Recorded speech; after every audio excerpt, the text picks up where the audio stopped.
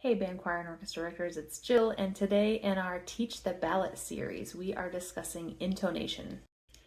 In this series, I'm talking all about how to explicitly teach the concepts that are on your contest or festival ballot to your ensemble. So if you've missed the previous installments all about the first activity that I used to introduce the ballot and working on tone with your students, then make sure you go back and check those out.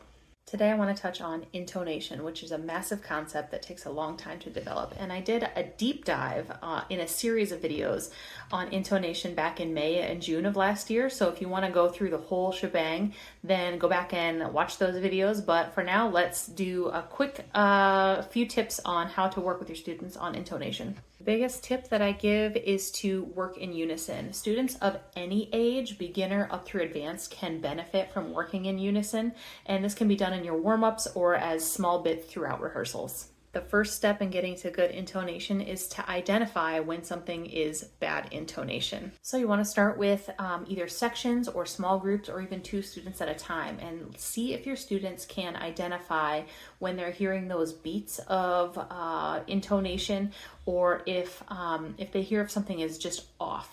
Identifying it is the first step, and then is it me? So working on particularly held longer notes, you want to ask your students to, if they notice bad intonation, drop out for a second to see if it's them. Even as someone who's been playing wind instruments for over 30 years, I still sometimes do this to see if it's me. Then comes fixing that intonation. So adjusting your position or your mouthpiece or your slides or where you're at and on your voice, one way or the other, to see if you can fix it. And it will take time for students to develop, oh, that's flat, I need to go up. But just moving one way or the other and identifying if it gets better or worse with that adjustment. So that's all the kind of basic level stuff. And again, this will vary with the age and experience of your students. But the next step will be to play a line and see if there are any notes that stand out as particularly icky intonation wise among the rest of them. And they can start to learn their instrument's pitch tendencies that way. One exercise that I particularly like to use with ensembles is the reverse burst, and you may have a different name for this, which is where we tune to our tuning pitch, which for me is a concert B flat, use whatever you're comfortable with. And then once that pitch is in tune, then we all stop, we take a breath, and we come from either a large chord where everybody is on a selected pitch, or students can pick their own pitch and you get kind of a cluster.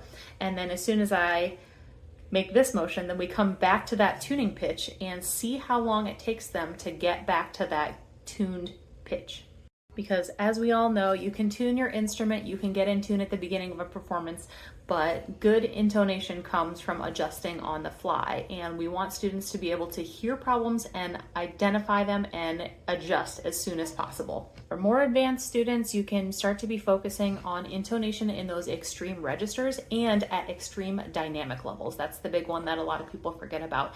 Sure, you can play this chord at a mezzo forte in tune, but can you do it at a pianissimo, and can you do it at a fortissimo? Just like everything else, some students will pick up on this a lot faster than others. So be patient with yourself, be patient with your students, and the goal is always improvement and never perfection.